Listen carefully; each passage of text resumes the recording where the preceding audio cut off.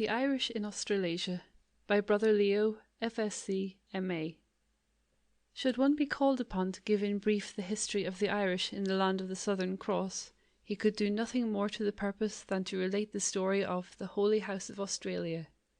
The episode, indeed, is characteristic not merely of the Irish in Australia, but of the Irish in every land and clime where they have striven and conquered. On the 14th of November 1817, there landed in Sydney an Irish Cistercian father, Jeremiah F. Flynn. He had heard in Rome of the spiritual destitution of the Irish Catholics in Australia, and he secured the permission of his superiors to minister to the needs of his compatriots in the Antipodes. Shortly after his arrival, he celebrated Mass in the house of an Irishman named William Davis, who had been transported for making pikes for the insurgents in the days of '98, and then, on the first opportunity that presented itself, he sought the authorization of the colonial governor to exercise the functions of his sacred ministry. Far from hospitable was the reception accorded him by Governor Macquarie. The priest was told, with the bluntness characteristic of British officialdom, that the presence of no popish missionary would be tolerated in the settlement, and that the profession of the Protestant form of belief was obligatory on every person in the penal colony. With the example of the priesthood hunted down like wolves before him, Father Flynn saw but one consistent course to pursue.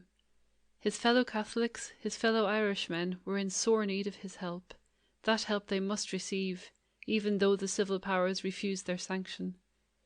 So, for several months, he went about as secretly as he could, hearing confessions, offering the holy sacrifice, and breaking the bread of good counsel. During this trying period, Davis was his host and defender and friend. Eventually, the presence of the priest was detected. He was arrested and promptly sent back to England. Before the ship sailed, he tried repeatedly to return to the house of Davis, where the Blessed Sacrament was preserved in a cedar clothes press, but the surveillance of his captors was strict and unsleeping. So in the dwelling of the convict Irishman, the sacred species remained. Before this unwonted repository, Davis kept a light ever burning day and night crept the loyal Irishmen of the settlement to kneel in prayer before the impoverished shrine. The Holy House of Australia, as the Davis dwelling came to be known, remained the only Catholic church in the colony until 1821, when two Irish priests, Father John Joseph Terry of Cork and Father Philip Connolly of Kildare, were permitted to attend to the spiritual needs of the Irish Catholics. Their coming marked the beginning of religious toleration in Australia and the termination of the sufferings and sacrifices of the Irish colonists, several of whom had had to pay dearly for their religious convictions. Davis himself had been twice flogged and once imprisoned for refusing to attend Protestant service. Today, on the site of the Holy House of Australia, stands the Church of St. Patrick. Davis gave the land and the sum of £1,000 to the church, and his fellow exiles contributed according to their means. This episode in the history of the Irish in Australia pays a touchingly eloquent tribute to the spirit of loyalty to God and country which has characterized the sons and daughters of St. Patrick everywhere whither their feet have strayed. It is the spirit which has made the Irish play so conspicuous a role in the civic and commercial history of Australasia. Originally known as New Holland, Australia became an English penal colony after the outbreak of the Revolutionary War in the United States of America. An Irish element came into the colony in the last decade of the 18th century when, during the Orange Reign of Terror, upwards of 1,000 people from the west of Ireland were deported by the Ulster magistrates and by Lord Carhampton, the notorious Satanides, who was charged with the pacification of Connaught. And during the first 3 decades of the 19th century, the stream of Irish transportation flowed on. As a result of the tithes agitation, the Charter and Reform movements, the Combination Laws and the Corn Laws, many more Irishmen were forced across the sea. It was not until 1868 that the convict system was permanently abolished. It is difficult for us of a later day to realize the meaning of that word, transportation. Let us form some conception of what the Irish exiles suffered from the graphic picture painted in colours, sombre but not untrue, by one who knew from first-hand experience the lot of the political prisoner. Writes Dr. Ullathorne in The Horrors of Transportation.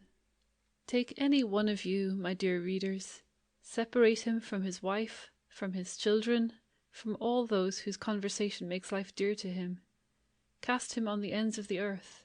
Let him there fall among reprobates who are the last stain and disgrace of our common nature. Give him those obscene-mouthed monsters for his constant companions and consolers. Let the daily vision of their progress from infamy to infamy, until the demon that inspires them has exhausted invention and the powers of nature together, be his only example. House him at night in a bark hut on a mud floor, where he has less comfort than your cattle in their stalls. Awake him from the troubled dreams of his wretched wife and outcast children, to feel how far he is from their help, and take him out at sunrise, work him under a burning sun and a heartless overseer, and the threat of the lash until the nightfall. Give him not a penny's wages but sorrow. Leave him no hope but the same dull, dreary round of endless drudgery for many years to come. Let him see no opening by which to escape, but through a long, narrow prospect of police courts, of jails, of triangles, of death cells, and of penal settlements. Let him all the while be clothed in a dress of shame that shows to every living soul his degradation. And if he dare to sell any part of that clothing, then flog him worse than any dog. And thus, whilst severed from all kindness and all love, whilst the stern harsh voice of his taskmaster is grating in incessant jars within his ear, take all rest out of his flesh, and plant the thorn. Take all feeling out of his heart, and leave the withered core. Take all peace out of his conscience, and leave the worm of remorse. And then let any one come and dare to tell me that the man is happy because he has bread and meat. Is it not here, if ever there was such a case, where the taste of bread is a taste of misery, and where to feed in prolonged life is to feed and lengthen our sorrow? And in pondering these things, do not those strong words of sacred scripture bring down their load of truth in heavy trouble to our thoughts, that their bread is loathsome to their eye, and their meat unto their soul? But the bright side of the story of the Irish in Australia and New Zealand unfolds in the subsequent years. The men who had been sent forth from Erin with the brand of the convict upon them became the founders of a new commonwealth. To them were joined the numerous voluntary settlers who, attracted by the natural resources of the island continent, and especially by the gold discoveries of the 50s, migrated to Queensland, Victoria and New South Wales. When in 1858 William E. Gladstone sought to establish a new colony to be known as North Australia, he opened a fresh field for Irish initiative. As a result of his effort, there stands today, on a terrace overlooking Port Curtis, the city of Gladstone, the terminal of the Australian railway system. It was here, according to Cardinal Moran, that in 1606 Mass was first celebrated in Australia, when the Spaniards sought shelter in the harbour of the Holy Cross. The first government resident at Gladstone was Sir Maurice Charles O'Connell, a relative of the great liberator. He was 4 times acting governor of Queensland. The list of Irish pioneer settlers in Australasia is a lengthy one. The name of Thomas Poynton stands out prominently. He was a New Zealand pioneer who had married an Irish girl in Sydney. The devotion of Poynton and his wife to the faith of their fathers is evidenced by the fact that he several times made the long journey from his home to Sydney to interest the church authorities in the wants of the New Zealand Irish Catholics, and that she twice made the same arduous trip to have her children baptized. Thomas Mooney has the distinction of being the first Irish pioneer in Western Australia, and yet another Irishman, Cassidy by name, carried out a policy of benevolent assimilation by marrying the daughter of a Maori chief. Among the pioneer ecclesiastics were Father William Kelly of Melbourne and Father John McEncroe, a native of Tipperary and a Maynooth man, who for 30 years and more was a prominent figure in the religious and civic life of New South Wales. Father John Brady, another pioneer priest, became Bishop of Perth. Irish names occupy a conspicuous and honoured place in the roster of the Australian episcopate. Notable on the list are Bishop Francis Murphy of Adelaide, who was born in County Meath, and Archbishop Daniel Murphy of Sydney, a native of Cork, the man who delivered the eulogy on the occasion of Daniel O'Connell's funeral at Rome. But scant reference can here be made to the illustrious primate of Australia, Cardinal Moran, Archbishop of Sydney from 1884 to 1911, who was such a potent force in the land of his adoption, and whose masterly History of the Catholic Church in Australasia puts him in the forefront of ecclesiastical historians. On his death he was succeeded in the see of Sydney by another Irishman, Archbishop Michael Kelly of Waterford. Archbishop O'Reilly of Adelaide is a recognised authority on music, and has written several pamphlets on that subject.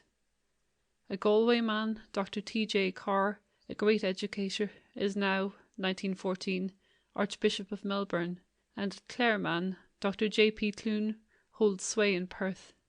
Irish men in Australia have figured largely in the iron and coal industries, in the irrigation projects, in the manufacturing activities, and in the working of the gold mines. But they have likewise distinguished themselves in other fields of endeavour. Prominent on the bead roll of Australian fame stand the names of Sir Charles Gavan Duffy, 1816 to 1903, founder of the Nation newspaper in Dublin, member of the British House of Commons, and afterwards Premier of Victoria and Speaker of the Legislative Assembly, and his sons, John Gavan Duffy and Frank Gavan Duffy, public-spirited citizens and authorities on legal matters. The Currans, father and son, active in the public life of Sydney, were afterwards members of the British Parliament. Distinguished in the records of the Australian judiciary are Judges Quinlan, Casey, Brennan and O'Dowd. The Reverend J. Milne Curran, FGS, is a geologist who has achieved more than local fame. Other Irishmen who have loomed large in Australasian affairs are Daniel Brophy, John Cumin, Augustus Leo Kenny, James Coughlin, Sir Patrick Buckley, Sir John O'Shannessy, and Nicholas Fitzgerald. Louis C. Brennan, C.B., who was born in Ireland in 1852, emigrated to Australia when a boy and, while working in a civil engineer's office in Melbourne, conceived the idea of the Brennan torpedo, which he afterwards perfected, and then, in 1897, sold the invention to the British Admiralty for £110,000. Another Brennan, Frank by name, is president of the Knights of Our Lady of the Southern Cross, and has been a Labour member of the Federal Parliament since 1911.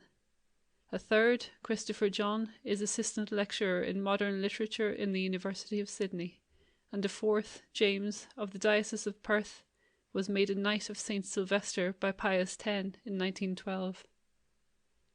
Young Australia and New Zealand may be as the world goes, but already both have much to their credit in the domains of music, art and literature, and here, as usual, the Irish have been to the fore. In the writing of poetry, history and fiction the Celtic element has been especially distinguished. Not to speak of the writers mentioned elsewhere in this sketch, scores of Irish men and women have been identified with the development of an Australian literature which, though delightfully redolent of the land whence it sprang, nevertheless possesses the universal note which makes it a truly human product. Many years ago, one of the most gifted of Irish Australian singers, Eva of the Nation, voiced a tentative plaint.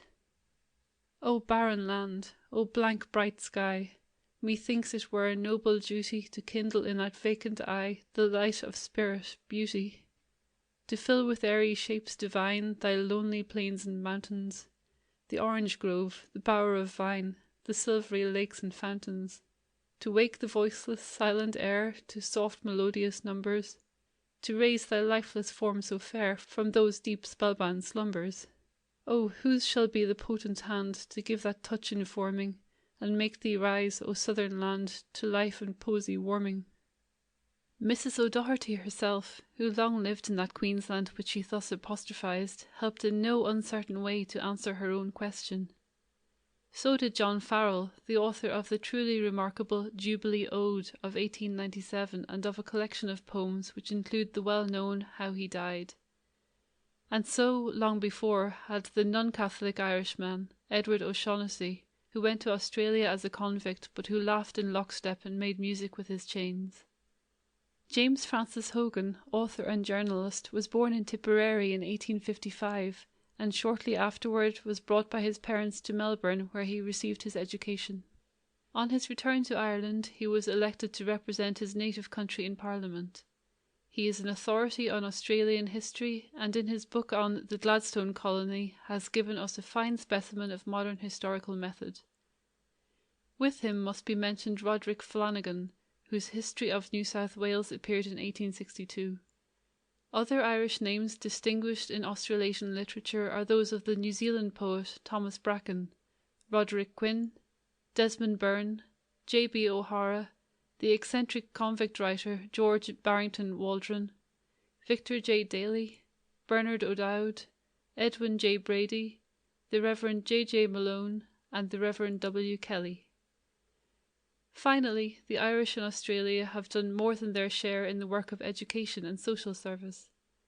Under Irish auspices, several of the Catholic teaching congregations, including the Christian Brothers and the Presentation Nuns, were introduced, and their work has borne goodly fruit. A mighty power for good is the Hibernian Australasian Benefit Society.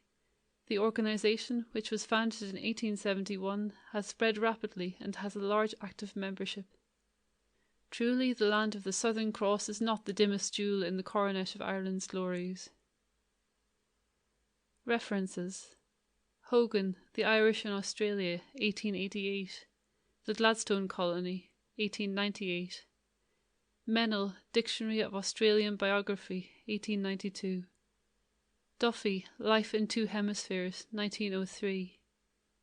Kenny, The Catholic Church in Australia to the year 1840. Moran, History of the Catholic Church in Australasia, 1898. Davitt, Life and Progress in Australasia, 1898. Bonwick, The First 20 Years of Australia, 1883.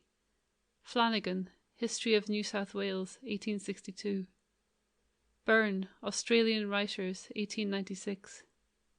Wilson, The Church in New Zealand, 1910. Hocken, A Bibliography of the Literature Relating to New Zealand, 1909. End of section 25.